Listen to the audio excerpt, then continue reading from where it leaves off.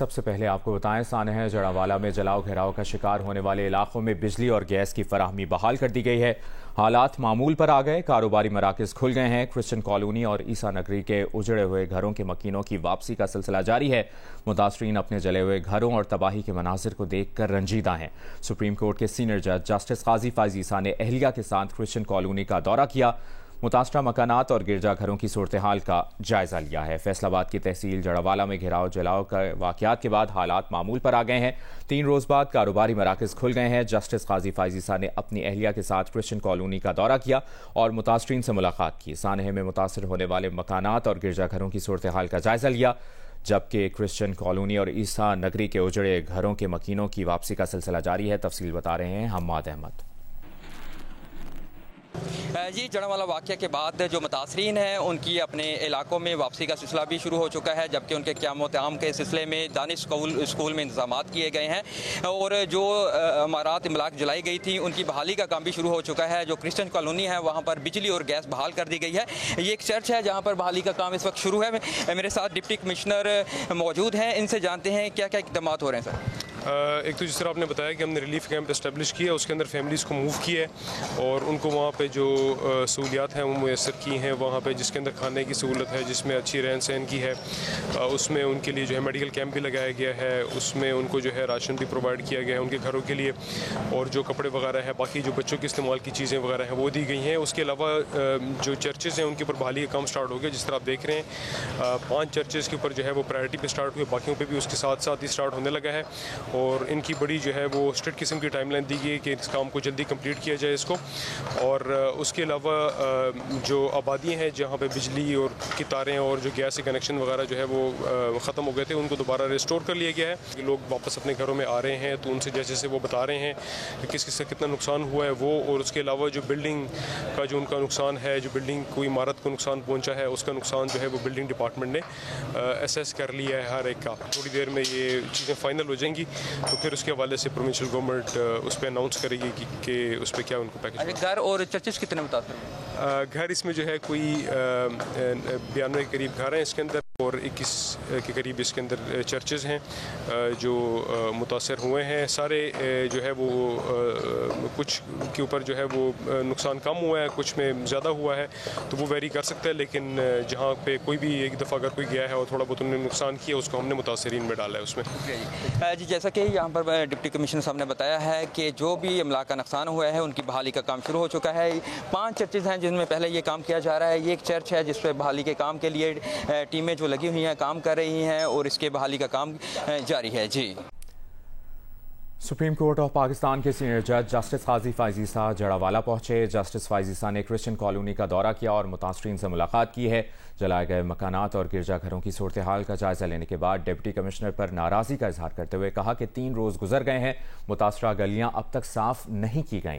Justice قاضی فائز عیسیٰ نے deputy commissioner کو ہدایت کی کہ کرسچن کالونی کی گلیاں فوراً صاف کرائی جائیں۔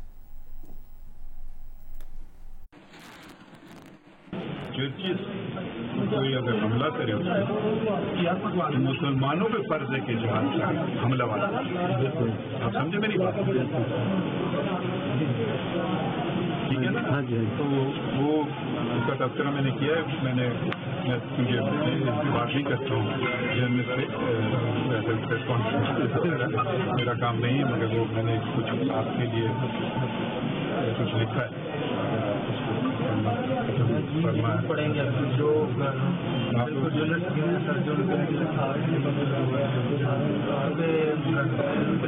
پیچھے رہو ذرا، کچھ تھوڑے بہت کچھ ہم لائیں اپنے اس کے لیے، میری بائک چیزیں، فوڈ پیکیجز وہ ہم اپنے طرف سے وہ دریافت کیا کہتے ہیں خطرے کے برابر ہے، مگر ہم کچھ کرنا چاہ رہے ہیں اور ہم چاہ رہے ہیں کہ بھائی اور لوگ بھی ضروری تو نہیں آج کیوں کرے سرکار، لوگ وہ یہ سب سے زیادہ فرض کرتے ہیں مسلمانوں کہ آپ کی مدد کریں، جی یہ آپ ہماری طرف سے، یہ ہماری طرف سے، ٹھیک ہے؟ سب چیز سرکار پہ کیوں چھوڑا؟ ریڈ एक शुरू हो जाता है ना, टेंडर और फिर ये फौरन बस थोड़ा सा कुछ हम लोग आए, पता नहीं आप जो समझते हैं, जो ज़रा कासरीन सबसे ज़्यादा है, जैसे गरीब लोग हैं, उनके लिए उनको मैं नहीं जानता किसी को आप अपने कम्युनिटी का, मैं सर गवर्नमेंट के थ्रू नहीं जाना चाहता, मैं कम्युनिटी के डायरेक्ट, ठीक है, तो आप ही निशानदेही। चेयरमैन सेनेट सादिक संजरानी का कहना है कि कौम मुतमईन रहे, इंतखाबात वक्त पर होंगे, इलेक्शन करवाना इलेक्शन कमीशन का काम है।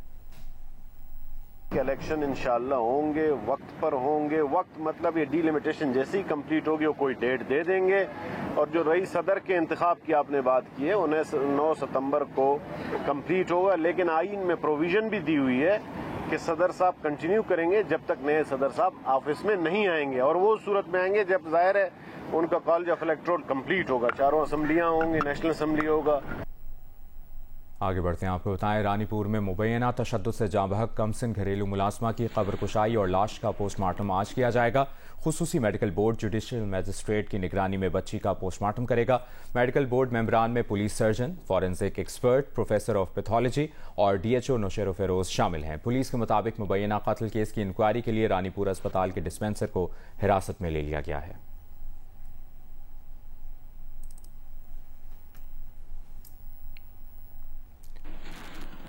दरियाए सतलुज में गंडा सिंहवाला के मकाम पर इंतहाई ऊंचे दर्जे का सैलाब है, जहां पानी की सतह 23 फुट बुलंद और बहाव 2,78,000 क्यूसेक है। 30 से ज़ायद देहात का ज़मीनी राब्ता मुनक़ता हो चुका है।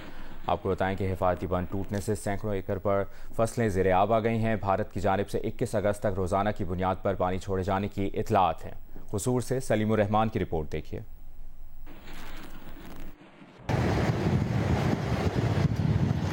फ्लड अलर्ट सेंटर कसूर के मुताबिक दरियाए सतलुज में 1955 और 1988 के बाद 2023 में सबसे बड़ा सैलाबी रेला गुजर रहा है। 30 से ज्यादा देहात का जमीनी राब्ता मुनक़ता हो चुका है। हजारों अफराद घरों में महसूर होकर रह गए। माल मवेशी के लिए चारे भी दस्तयाब नहीं।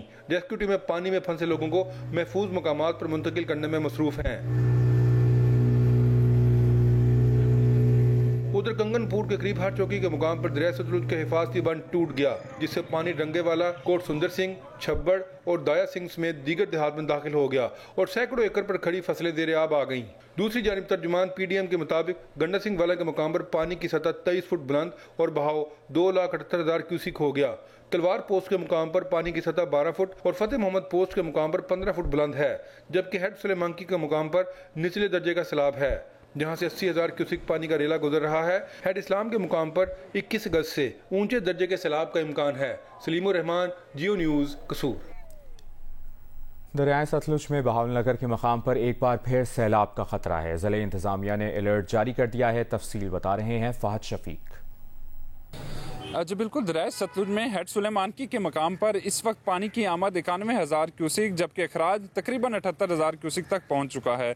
इस सूरत हाल को मद्देनज़र रखते हुए ज़िला इंतज़ामिया बहावलनगर ने बहावलनगर ज़िले में जो है वो फ्लड वार्निंग जारी कर दी है, जिसके बाद मुख्तलिफ महकमा जात जो है वो मुख्तलिफ दरियाई पट्टियों पर मुख्तलिफ किस्म के इंतजामात करती नज़र आ रही है। यहाँ पर पाक फौज और रेंजर के जवान भी ज़िला इंतज़ामिया की मदद करते और इमदादी सरगर्मियों में हिस्सा लेते हुए नजर आ रहे हैं। यहाँ पर हमारी डिप्टी कमिश्नर बहावलनगर जुल्फकार अहमद भून से बात हुई है, जिनका ये कहना है कि अब तक तकरीबन 23 इमदादी कैंप जो हैं वो कायम कर दिए गए हैं। उनका ये भी कहना था कि गुज़श्ता रोज़ जो फ्लड आया वो तकरीबन 86,000 क्यूसिक था, लेकिन इस बार जो फ्लड आ रहा है वो तकरीबन 2 से 2.5 लाख क्यूसिक तक है, जिसके बाइस जो है वो नुकसानात का खर्चा जो है वो बढ़ गया है। गुज़श्ता सैलाब की वजह से मुख्तलिफ इलाके ज़ेरे आब आए थे, मुख्तलिफ आबादियाँ जो हैं वो ज़ेरे आब आई थी और यहाँ से लोगों को नकल मकानी करवाई गई थी और मुख्तलिफ इलाकों में शिफ्ट किया गया था। इस्लामाबाद की रियल्टी स्टोर्स में अशाए ज़रूरिया की किल्लत है। शहरियों की शिकायत है कि ना आटा मिल रहा है, ना घी और ना ही चीनी। तफसील बता रही हैं ज़रमीन ज़हरा। जी बिल्कुल, यूटिलिटी स्टोर्स पर टारगेटेड सब्सिडी की कीमतों में बुनियादी अशिया की कीमतें जो हैं उसमें इजाफा किया गया था। आटा इस वक्त जो यहाँ पर फराम किया जा रहा है BISP प्रोग्राम के तहत, वो 20 किलो का थैला जो है 1296 रुपये के यहाँ पर फराम किया जा रहा है, जबकि घी की कीमत में भी 53 रुपये का इजाफा किया गया था। जबकि आम सार्फिन के लिए जो कि BISP प्रोग्राम में रजिस्टर्ड नहीं होते, उनके लिए भी घी की कीमत में 25 रुपये तक का इजाफा किया गया था। चीनी यहाँ पे BISP प्रोग्राम वाले सार्फिन को जो है वो 100 रुपये फ़ी किलो फराम की जा रही ہے، لیکن یہاں پر حکومت کی جانب سے کہا گیا ہے کہ جس کا شناختی کارڈ ہوگا وہی یہاں پر آ کے بنیادی اشیاء جو ہے BISP جس پہ سبسڈی ہے وہ یہاں سے خریداری کر سکتے۔ چیئرمین تحریک انصاف کی گرفتاری کے بعد پارٹی میں اختلافات سامنے آ گئے ہیں۔ کور کمیٹی میٹنگ میں PTI کے 2 گروپ سامنے آ گئے، سخت جملوں کا تبادلہ ہوا۔ تفصیل جانتے ہیں حیدر شیرازی سے۔ حیدر، کیا ہوا یہاں پر؟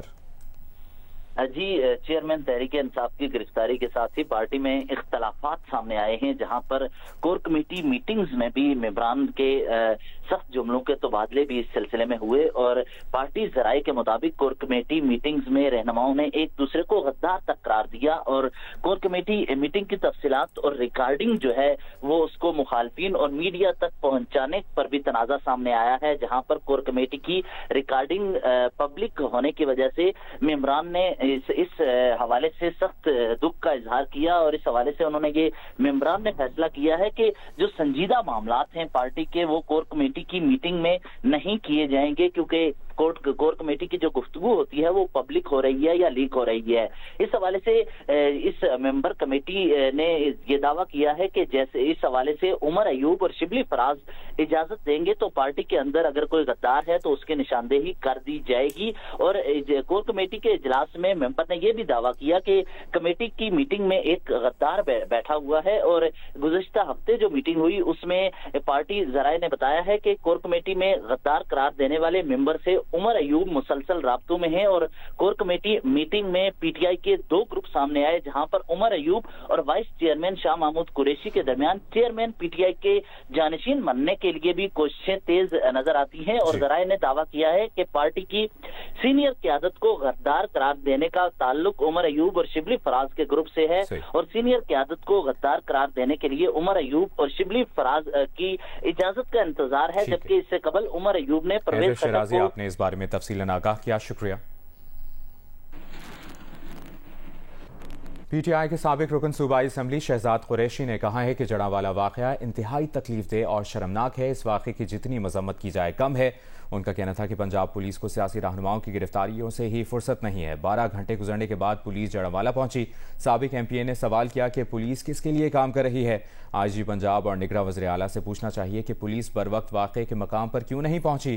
انہوں نے کہا کہ ہماری ہمدردیاں مسیحی برادری کے ساتھ ہیں۔ شہزاد قریشی نے واقعے کی شفاف تحقیقات کا مطالبہ بھی کیا۔